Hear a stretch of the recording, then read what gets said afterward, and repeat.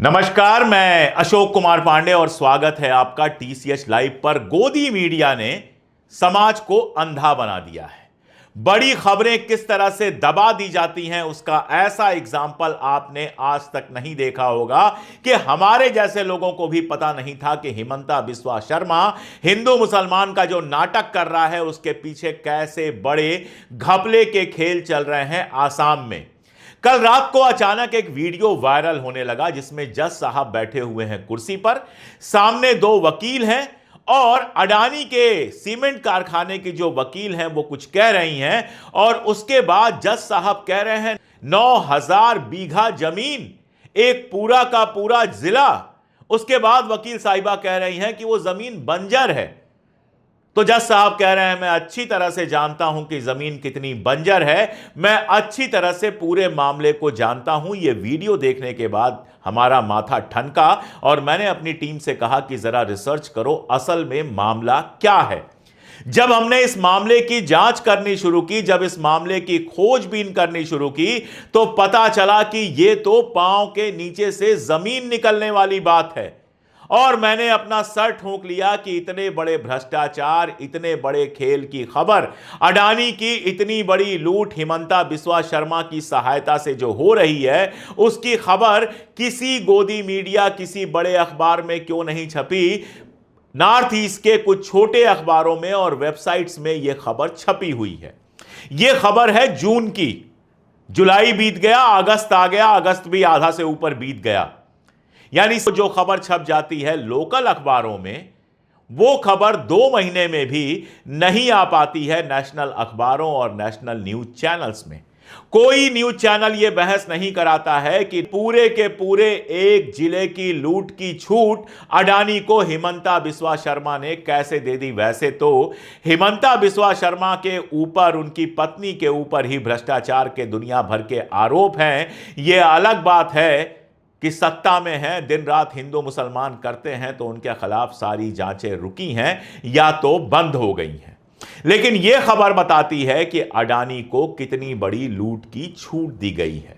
आप इस खबर को देखेंगे, 17 जून को यह खबर छपी हुई है। अखबार का नाम वगैरह आप स्क्रीन पे देख सकते हैं। यह बता रही है कि एक जमीन जो है असम के दीमा हसाओ जिले में national commission for scheduled tribes ने एक नोटिस जारी की है अडानी की सीमेंट कंपनी को। यह नोटिस इसलिए जारी हुई है कि 9000 बीघा जमीन उस जिले में, जो लगभग उस जिले की पूरी जमीन है और आदिवासी इलाका है।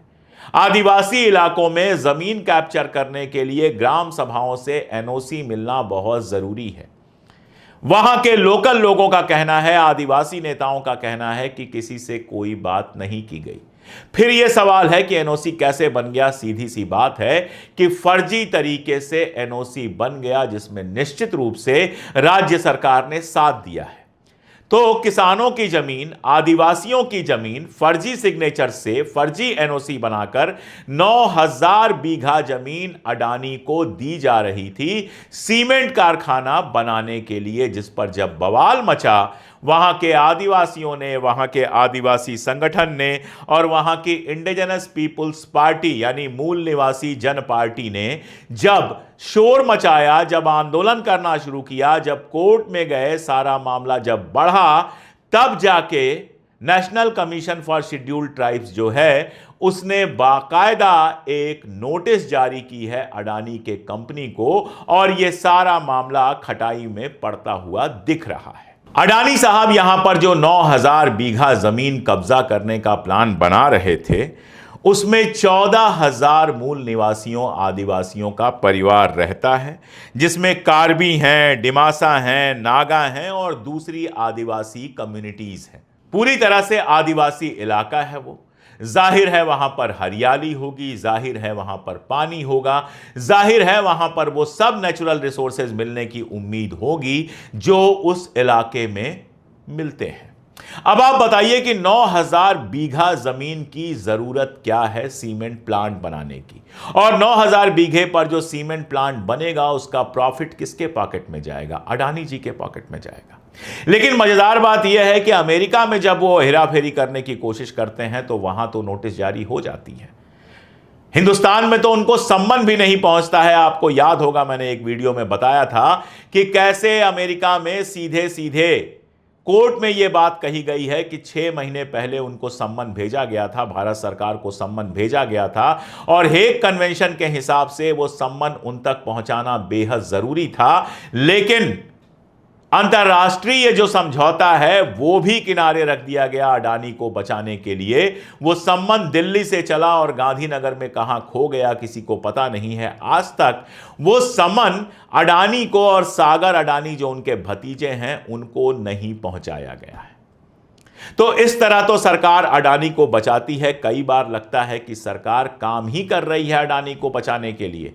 हजारों एकड़ जमीनें, हजारों हेक्टेयर जमीनें आप कह लीजिए, देश भर में अडानी को बांट दी गई हैं। कहीं आर्मी की जमीन दे दी गई, राजस्थान में और अयोध्या में आर्मी की जो जमीन थी वो दे दी गई। राजस्थान में तो सीमा के पास की जमीन थी जो देश की सुरक्षा से जुड़ी हुई है वो दे दी गई अडानी को। सारे पोर्ट दे दिए गए, वो पोर्ट जिन पर ड्रग्स आ रहे हैं, पता नहीं कौन जाने हथियार भी आ रहे हों।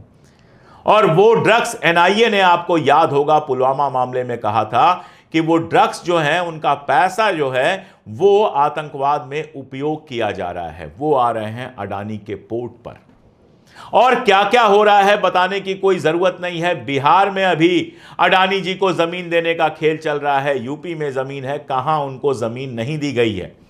मैं तो कह रहा हूं भारत सरकार एक नया कानून बना दे कि इस देश में जहां चाहेंगे अडानी जी और जितनी जमीन चाहेंगे वो कब्जा कर लेंगे, कोई उनका विरोध कर ही नहीं सकता। मुंबई में धारावी की सारी जमीन उनको दी जा रही है कि अपने हिसाब से उसको डेवलप कर सकें।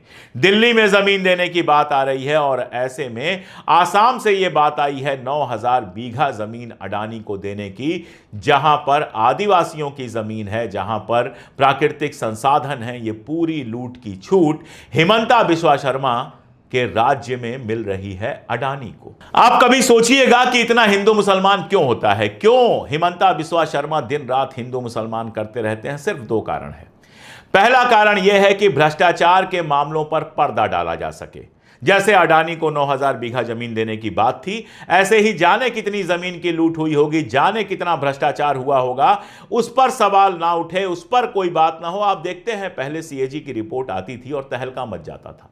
अब सीएजी की रिपोर्ट आती है, सैकड़ों करोड़ के घोटाले की बात करती है, कोई टीवी चैनल उस पर बात करता ही नहीं है। वैसे भी अडानी जी ने टीवी चैनल खरीद ही लिए हैं, एनडीटीवी तो उनकी प्रॉपर्टी है ही, और उसके अलावा भी कई चैनलों में उनके पैसे लगे हुए हैं। तो गोदी मीडिया के पत्रकार तो अडानी जी को लेकर एक शब्द बोलेंगे नहीं। और यह बात मैं बार बार कहता हूं कि यूट्यूब पर भी आपको ऐसे पत्रकार मिल जाएंगे जो दुनिया के सारे मुद्दों पर बात करेंगे, लेकिन अडानी जी पर बात नहीं करेंगे। क्यों नहीं करेंगे यह कहने की जरूरत नहीं है, आप अच्छी तरह से समझ सकते हैं। मेरा सवाल एक है, यह 9000 बीघा की लूट की खबर हम लोगों तक अभी तक क्यों नहीं पहुंची? क्यों किसी गोदी मीडिया ने, किसी अखबार ने, किसी टीवी चैनल ने इसको कवर नहीं किया?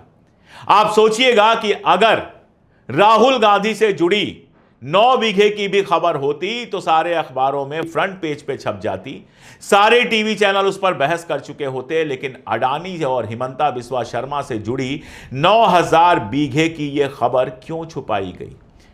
आप सोचिए कि जज साहब को आश्चर्य हो रहा है कि यह कैसे हो गया। आप सोचिए कि जज साहब कह रहे हैं कि मैं जानता हूं कि वो जमीन जो है वो कितनी बंजर है। जाहिर है जज साहब को यह पता होगा कि वो इलाका कैसा है। आप सोचिए कि कितनी बेशर्मी से इस देश की जमीन को, इस देश के जल जंगल जमीन को अडानी के हवाले किया जा रहा है। यह देश नए सिरे से एक ईस्ट इंडिया कंपनी का सामना कर रहा है। यह देश नए सिरे से एक लूट का सामना कर रहा है। इसलिए इस देश में नए सिरे से जरूरत है एक आजादी के आंदोलन की। अडानी अंबानी के लूट से छूट मिले हमें, अडानी अंबानी के लूट से मुक्ति मिले हमें, इसके लिए जरूरी है कि ऐसे मुद्दों को लगातार उठाया जाए। मैं अक्सर कहता नहीं हूं लेकिन आज कह रहा हूं कि आपसे मेरी प्रार्थना है कि इस वीडियो को दूर तक पहुंचाइए। कौन जाने कि जब प्रेशर पड़े तो मुख्य धारा की जो मीडिया है, जो मेन स्ट्रीम मीडिया है, जिसके पास हजारों करोड़ों रुपए हैं, वो भी इसको रिपोर्ट करे और आदिवासियों की जमीनें बच सके। आज के लिए इतना ही, बहुत शुक्रिया।